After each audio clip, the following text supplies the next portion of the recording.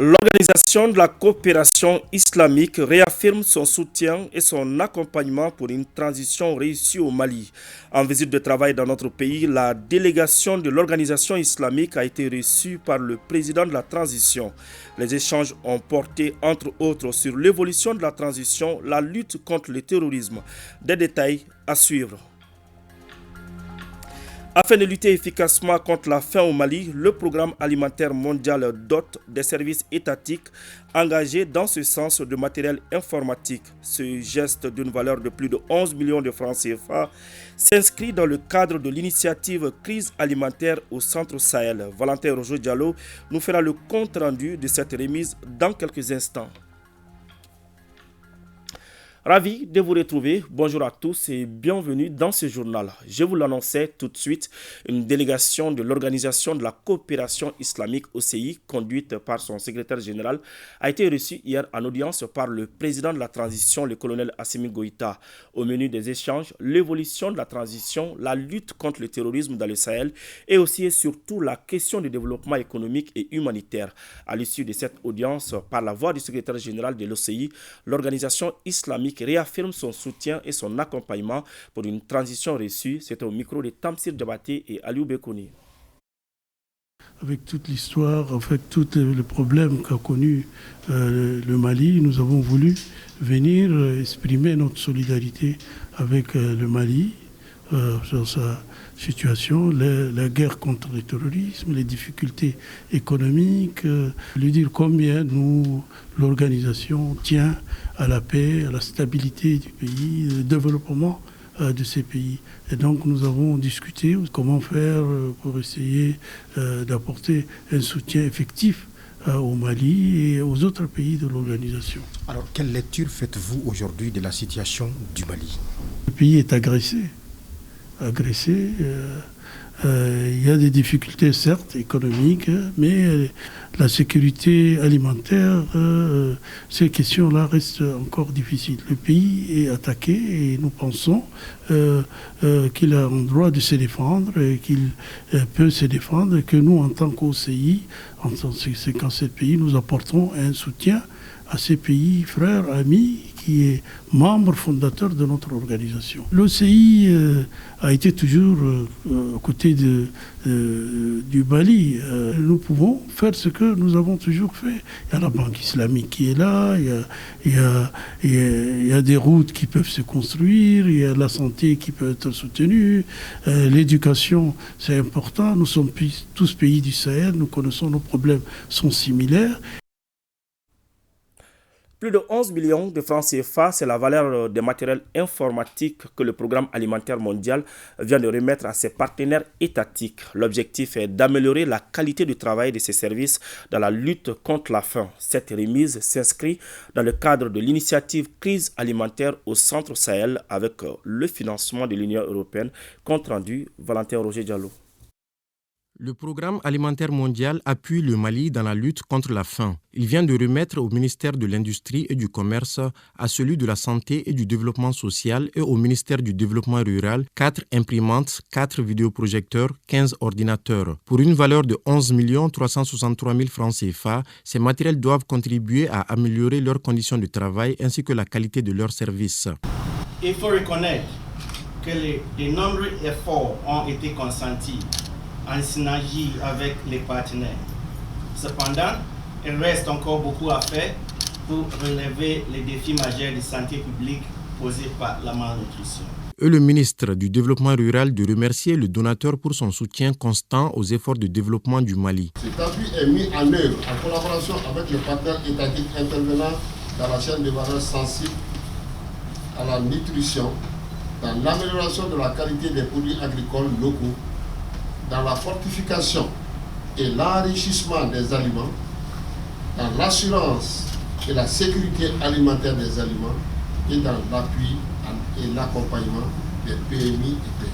La remise de ces matériels informatiques s'inscrit dans le cadre de la mise en œuvre du projet de réponse à la crise alimentaire au Sahel, centre du PAM. Maires, Représentants des comités d'engagement et autres acteurs clés communautaires étaient en session de formation de 2 jours à Bamako.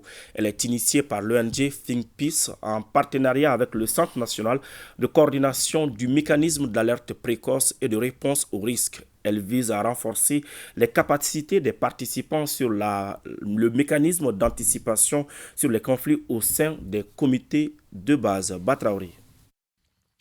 Tensions communautaires et intercommunautaires sont des conséquences de la crise multidimensionnelle que le Mali traverse depuis déjà une décennie.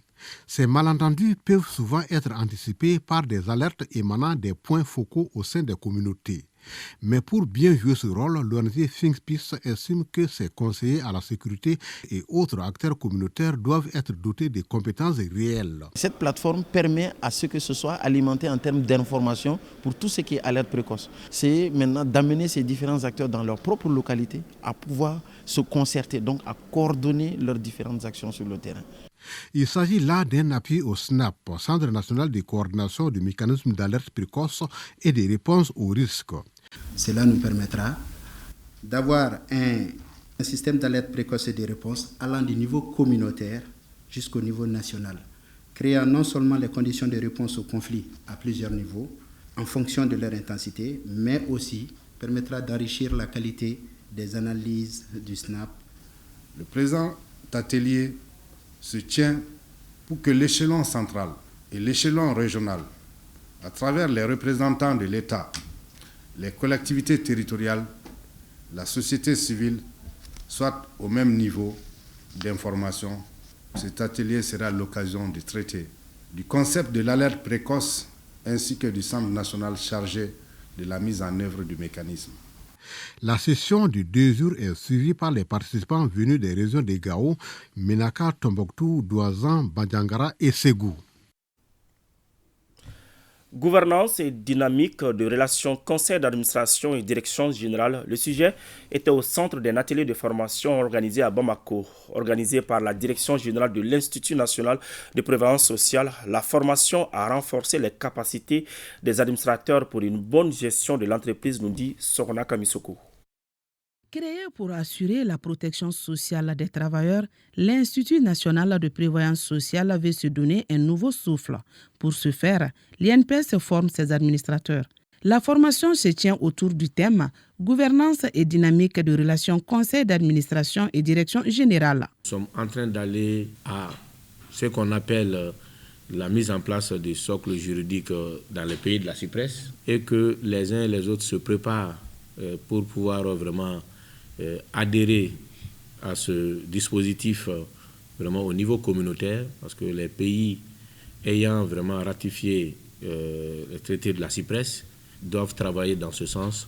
La rencontre doit permettre aux participants de mieux s'approprier de la gouvernance d'entreprise et ses principes, le mandat d'administrateur et la fonction du conseil d'administration. Une telle activité conçut une opportunité de renforcement de liens de collaboration entre le conseil d'administration et la direction générale. Ce qui, de notre point de vue, permettra d'avoir une harmonisation de la compréhension des obligations et responsabilités de chaque partie prenante de la gouvernance de notre institut. La formation, qui a duré 5 jours, a regroupé une quinzaine de participants, à l'issue de laquelle l'INPS doit disposer de ressources humaines bien formées afin de redorer davantage l'image de la structure et de mieux répondre aux attentes des travailleurs. Partons à l'intérieur du pays. Du matériel didactique destiné aux écoles franco-arabes et médersa de l'Académie d'enseignement de Kita. Cette donation est du ministère de l'Éducation nationale à travers son projet dénommé Projet d'appui à l'éducation bilingue. Des précisions avec Mamadou Alioubari depuis ORTM Kita. Les autorités de l'éducation entendent mettre les apprenants des écoles franco-arabes et médersa dans la circonscription académique de Kita en contact direct avec le matériel didactique pour une assimilation rapide, efficace et efficiente des cours. Ces différents matériels vraiment vont jouer beaucoup de rôles, vont faciliter, c'est-à-dire nos travail, c'est-à-dire nos transmissions des messages. Ça va jouer 80%, c'est-à-dire de la réussite de nos différents établissements.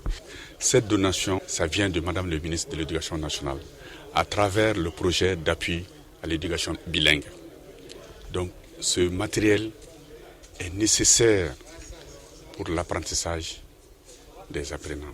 Il s'agit de 16 cantines métalliques contenant chacune des matériels de laboratoire, de géométrie, d'appareils de mesure, des anatomies pour biologie et des effigies des espèces animales. Sans ces matériels, l'apprenant ne saura pas de quoi il s'agit. Quand on va lui parler de la girafe, quand on va lui parler de tel ou tel animal, de tel ou tel poisson, avec l'image en face, à l'appui, et vraiment ça va beaucoup l'aider. Ces matériels didactiques de renforcement des capacités de nos apprenants et des enseignants sont destinés aux 5 caps de l'Académie d'enseignement de Kita.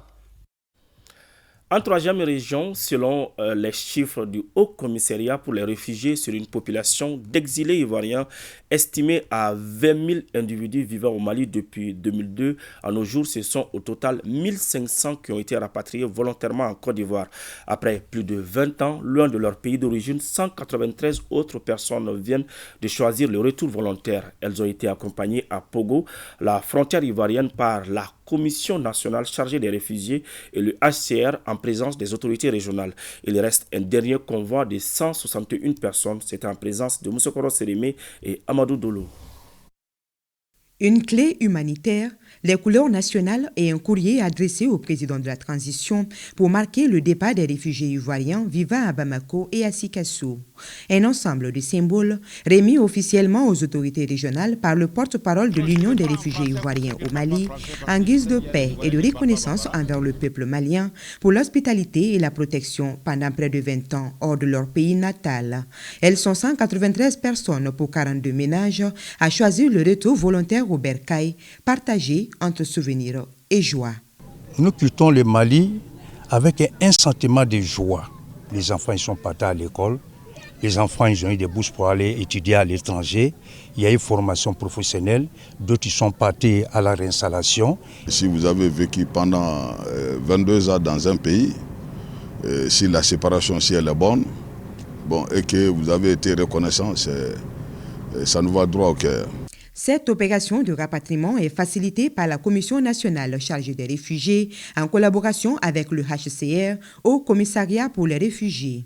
Selon des chiffres de l'organisation, ce 15e convoi complète à 1500 le nombre de réfugiés ivoiriens retournés volontairement de 2012 à nos jours.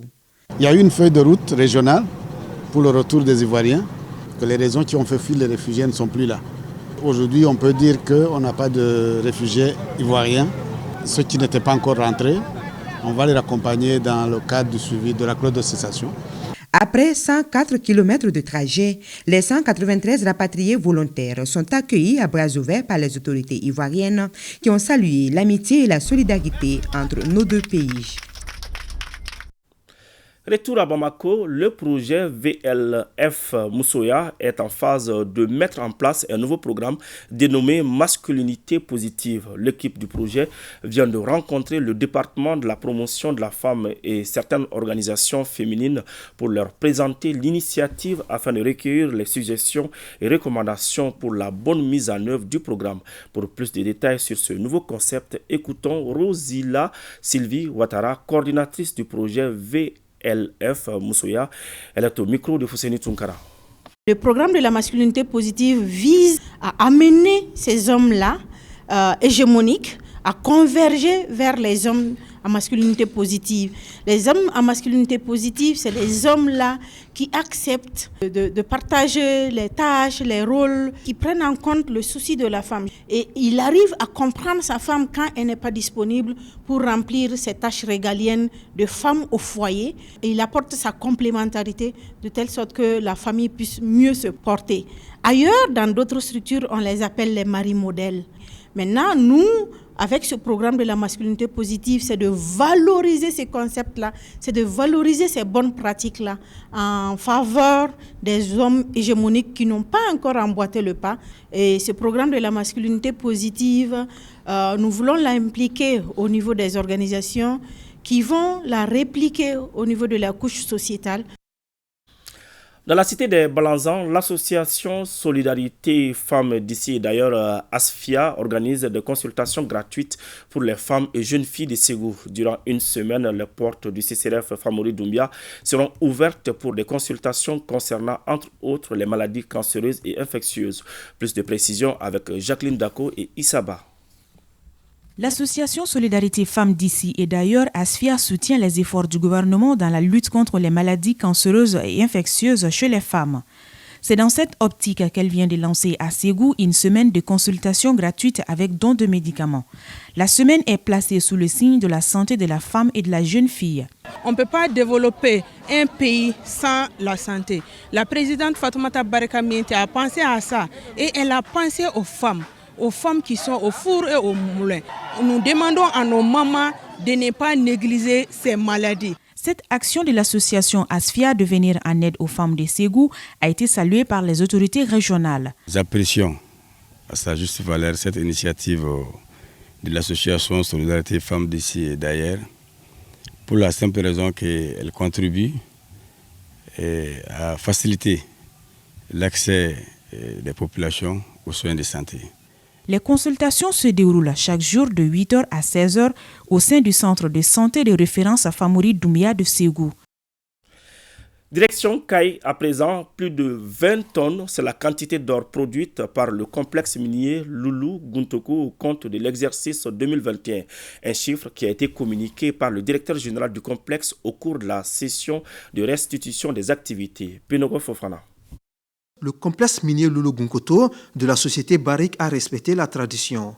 Il s'agit de la présentation des résultats d'activité de l'année écoulée du complexe à la population caïsienne.